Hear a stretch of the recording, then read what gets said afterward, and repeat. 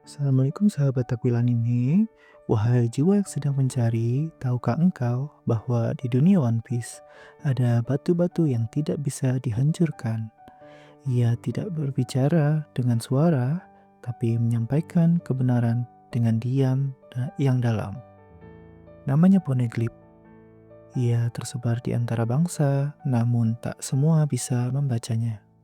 Begitu pula dengan wahyu yang diturunkan oleh Tuhan, tidak semua tangan boleh menyentuhnya, hanya yang disucikan oleh cinta dan kejujuran yang bisa mengerti pesannya. Jumlahnya tersebar dan dalam hitungan yang sakral 30, seperti Al-Quran yang dibagi dalam 30 juz, menyesuaikan dengan siklus bulan yang membimbing malam-malam Ramadan. Ingatkah kalian bahwa simbol dari klan Kozuki ialah ada burung dan juga bulan. Bulan bukan hanya penanda waktu, ia adalah pengingat bahwa wahyu turun, bertingkat, bertahap, dan selesai dalam kesempurnaan waktu langit. Begitu juga Poneglyph, ia tidak memiliki oleh satu orang, tapi akan terkumpul hanya oleh yang sabar, yang berjalan bersama cahaya. Poneglyph terbagi dua. Pertama, ialah Road Poneglyph, ialah petunjuk arah seperti ayat muhkamat dalam Al-Quran, jelas, terang, membawa hukum dan batasan, ia adalah jalan. Kedua, ialah Rio Poneglyph, ialah kisah seperti ayat mutasyabihat, membawa misteri, sejarah yang tersembunyi, dan kabar tentang masa depan, ia adalah hikmah.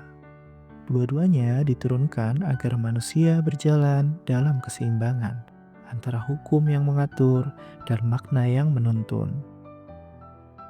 Apa yang terjadi ketika semua Poneglyph terkumpul?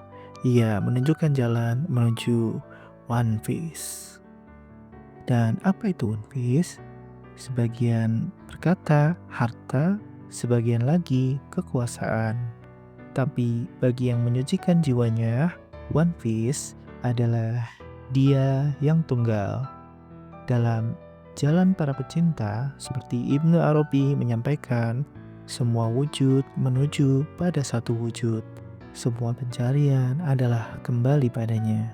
Dan Poneglyph adalah kitab yang menuntun menuju cahaya itu.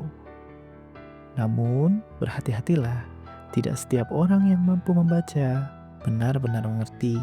Dalam dunia One Piece, hanya klan Kozuki yang berhak menulis dan memahami Poneglyph.